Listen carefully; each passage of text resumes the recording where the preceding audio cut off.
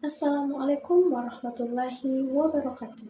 Salam Om Swastiastu, Namo Buddhaya, dan salam kebajikan. Perkenalkan, nama saya Syamsinar Bahar, NIM 250445010009. Saya merupakan mahasiswa program studi bimbingan dan konseling kelas B, jurusan Psikologi Pendidikan dan Bimbingan, Fakultas Ilmu Pendidikan, Universitas Negeri Makassar. Tujuan saya membuat video ini adalah untuk memenuhi tugas ujian tengah semester mata kuliah perkembangan peserta didik yang dibimbing langsung oleh Bapak Zulfikri SPD MPD. Dalam video ini saya akan membahas mengenai dua materi perkembangan peserta didik. Yang pertama yaitu mengenai analisis kebutuhan layanan bimbingan dan konseling bagi peserta didik. Dan yang kedua yaitu mengenai perkembangan kognitif. Baik, saya akan menjelaskan mengenai materi pertama, mengenai analisis kebutuhan layanan bimbingan dan konseling bagi perkembangan peserta didik. Yang pertama yaitu pentingnya layanan bimbingan dan konseling bagi perkembangan peserta didik. Bimbingan dan konseling atau sering disebut dengan BK bukan sekadar pelengkap dalam dunia pendidikan, tetapi merupakan bagian integral dari sistem pendidikan itu sendiri. BK memiliki peran penting dalam membantu siswa mencapai perkembangan yang optimal, tidak hanya dari sisi intelektual, tetapi juga dari aspek emosional, sosial, dan moral. Guru BK membantu peserta didik memahami dirinya, menyesuaikan diri dengan lingkungan, serta mengatasi permasalahan yang dihadapi dalam proses belajar. Selain itu, layanan BK menjadi wadah bagi siswa untuk menyalurkan emosi, mencari solusi, dan membangun strategi agar mereka bisa berkembang secara seimbang. Karena itu, BK tidak bisa berjalan tanpa memahami dulu kebutuhan nyata siswa di sekolah. Dari sinilah pentingnya analisis kebutuhan dilakukan. Nah, apa itu analisis kebutuhan dalam layanan BK? Analisis kebutuhan dalam layanan BK adalah proses sistematis untuk mengidentifikasi kondisi, masalah, dan potensi yang dimiliki peserta didik. Guru perlu memahami apa yang sedang dibutuhkan siswa. Apakah mereka mengalami kesulitan belajar, tekanan sosial, masalah pribadi, atau kebingungan dalam merencanakan masa depan.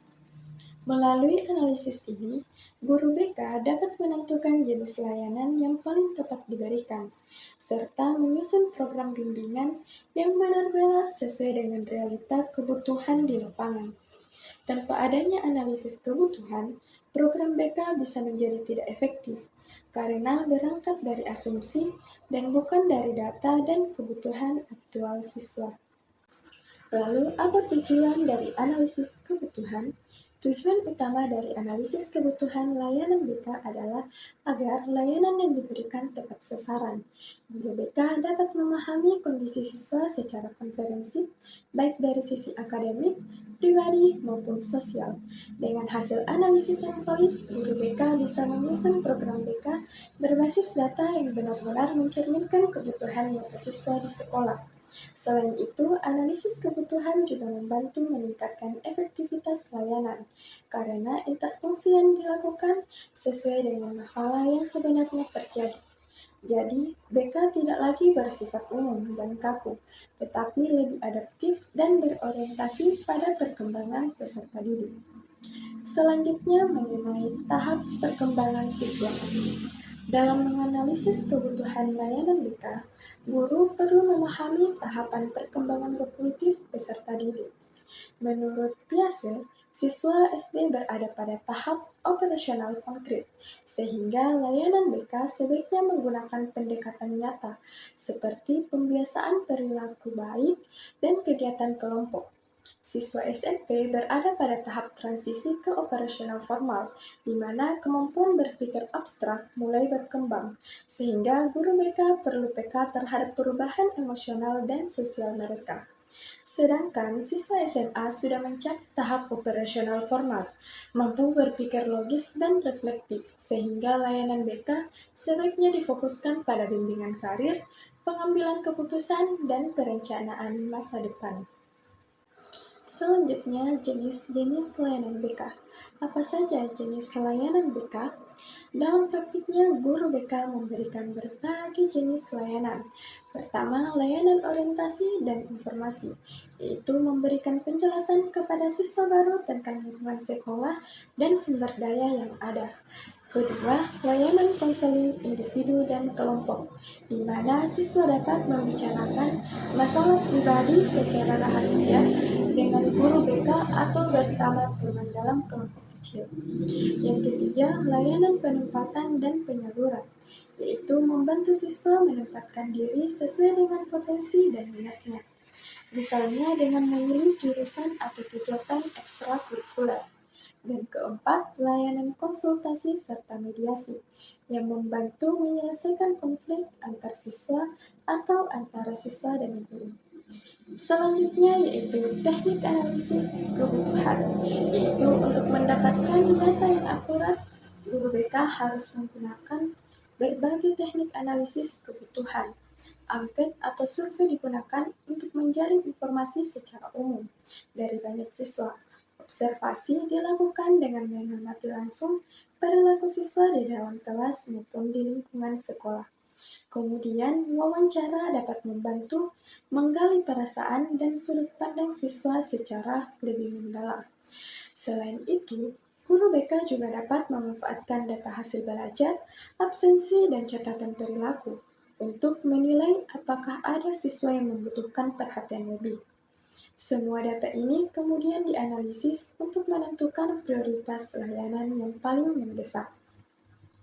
Adapun faktor pendukung dan penghambat dalam pelaksanaan analisis kebutuhan, yaitu misalnya ada dukungan penuh dari kepala sekolah, keterlibatan guru mata pelajaran, serta kerjasama dengan orang tua. Namun, masih ada kendala seperti anggapan negatif bahwa BK hanya untuk siswa bermasalah. Kurangnya fasilitas serta beban kerja guru BK yang cukup berat karena harus menangani ratusan siswa sekaligus. Faktor-faktor ini perlu diatasi dengan komunikasi terbuka dan sistem kerja kolaboratif di lingkungan sekolah. Kemudian, strategi peningkatan layanan. Untuk meningkatkan kualitas layanan BK, strategi yang bisa dilakukan antara lain dengan menerapkan pendekatan kolaboratif antara guru BK, wali kelas, dan orang tua. Selain itu, di era digital sekarang, pemanfaatan teknologi seperti formulir Google dan aplikasi e-counseling serta media sosial dapat membantu guru BK menjangkau siswa dengan lebih efektif.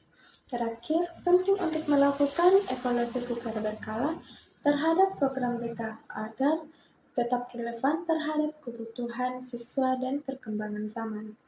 Sebagai penutup, dapat saya simpulkan bahwa analisis kebutuhan layanan bimbingan dan konseling merupakan dasar utama dalam penyelenggaraan BK yang efektif.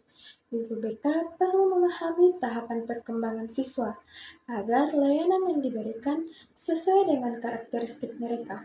Dengan adanya kolaborasi dan dukungan dari berbagai pihak, serta inovasi berbasis teknologi, maka layanan BK dapat menjadi sarana yang benar-benar membantu siswa tumbuh menjadi pribadi yang mandiri, tangguh, dan berkarakter. Selanjutnya, saya akan menjelaskan materi yang kedua, yaitu mengenai perkembangan kognitif. Apa itu kognitif? Kognitif adalah kemampuan otak manusia dalam memahami, menyimpan, dan menggunakan informasi. Dengan kata lain, ini adalah proses berpikir yang melibatkan perhatian, persepsi, memori, bahasa, dan penalaran. Perkembangan kognitif tidak terjadi secara tiba-tiba, melainkan bertahap sesuai usia dan pengalaman seseorang.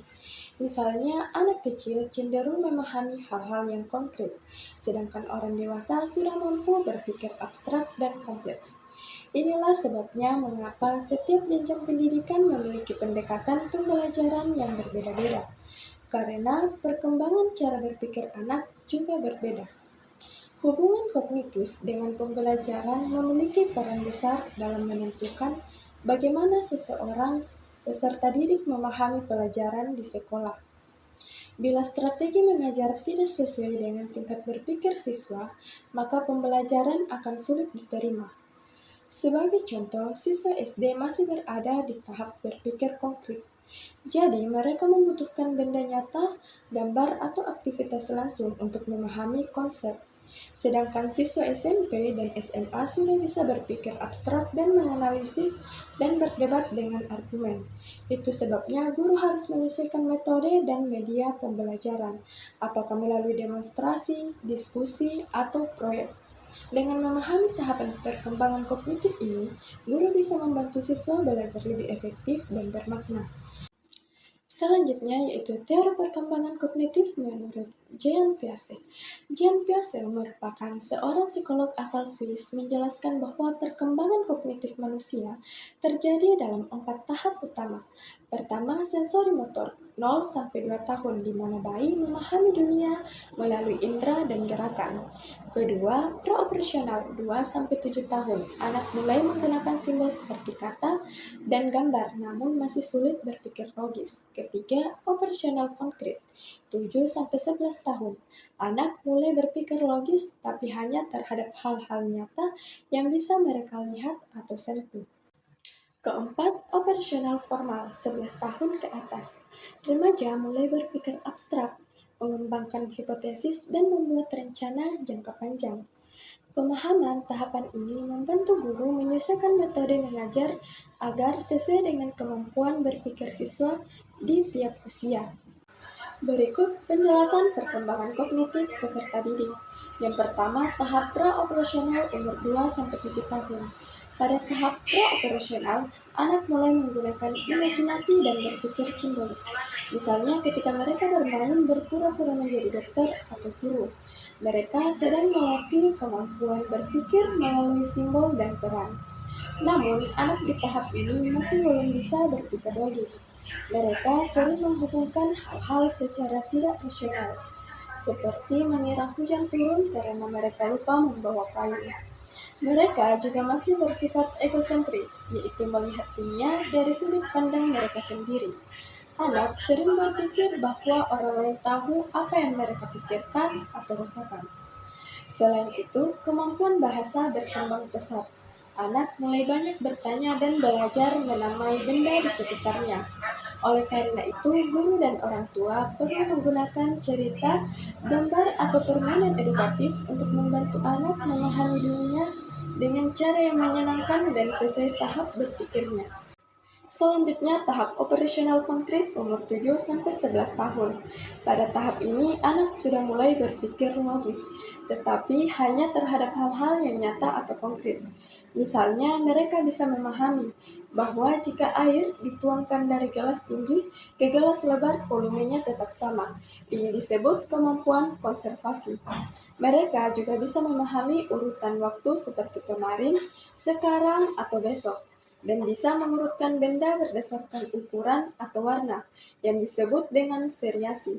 Namun, mereka masih kesulitan memahami konsep abstrak seperti keadilan atau kebebasan. Guru perlu memberikan pengalaman belajar konkret, seperti eksperimen sains sederhana, alat peraga matematika, atau permainan peran. Anak pada tahap ini belajar paling baik jika mereka melihat, memegang, mencoba sendiri. Misalnya dalam pelajaran IPA, biarkan mereka melakukan percobaan langsung tentang sifat air, bukan hanya menonton video. Selanjutnya, tahap operasional formal, umur 11 tahun ke atas. Tahap ini biasanya dialami oleh siswa SMP hingga SMA. Anak tidak lagi bergantung pada hal-hal yang konkret. Mereka mulai berpikir hipotesis dan abstrak. Mereka mampu memahami ide seperti keadilan, kebebasan, dan tanggung jawab tanpa harus diberi contoh nyata. Kemampuan berpikir deduktif dan induktif juga berkembang. Mereka bisa menarik kesimpulan dari aturan umum ke kasus khusus, atau sebaliknya. Contohnya, mereka bisa berpikir kalau semua makhluk hidup butuh air, maka tanaman juga butuh air. Pada masa ini, kemampuan metakognitif mulai muncul, yaitu kemampuan untuk berpikir tentang pikirannya sendiri. Remaja mulai bertanya, apakah cara belajarku sudah benar? Atau mengapa aku berpikir seperti ini? Mereka juga mulai mengembangkan nilai-nilai normal dan mulai membentuk identitas diri. Peran guru sangat penting untuk menumbuhkan kemampuan berpikir kritis dan reflektif. Dengan menggunakan metode seperti diskusi, studi kasus, debat, dan proyek penelitian agar siswa bisa menguji ide dan membangun logika mereka. Selanjutnya, permasalahan perkembangan kognitif. Beberapa anak mengalami hambatan kognitif karena faktor lingkungan, kurangnya latihan berpikir, atau gangguan belajar. Misalnya, anak sulit memahami teks karena jarang membaca. Guru harus mampu mengenali tanda-tanda tersebut dan memberikan strategi pembelajaran yang tepat, seperti bimbingan individual atau penggunaan media belajar yang menarik. Selanjutnya, peran guru dan orang tua. Guru dan orang tua berperan besar dalam mengembangkan kemampuan berpikir anak. Mereka memberikan tantangan kecil, pertanyaan terbuka, dan kesempatan bereksperimen dapat membantu anak belajar mandiri. Pembelajaran yang aktif dan menyenangkan akan membuat anak berpikir lebih terbuka dan kreatif. Kesimpulannya, perkembangan kognitif merupakan dasar penting dalam dunia pendidikan. Guru dan orang tua harus memahami bagaimana anak berpikir dan belajar agar bisa memberikan pembelajaran yang tepat sasaran. Dengan memahami tahapan berpikir, kita dapat membantu peserta didik menjadi individu yang cerdas, kritis, dan mandiri. Demikianlah penjelasan dari saya mengenai materi analisis kebutuhan layanan bimbingan dan konseling bagi perkembangan peserta didik dan perkembangan kognitif. Semoga penjelasan ini bermanfaat dan dapat menambah wawasan kita semua. Terima kasih atas perhatiannya. Sekian dari saya. Wassalamualaikum warahmatullahi wabarakatuh.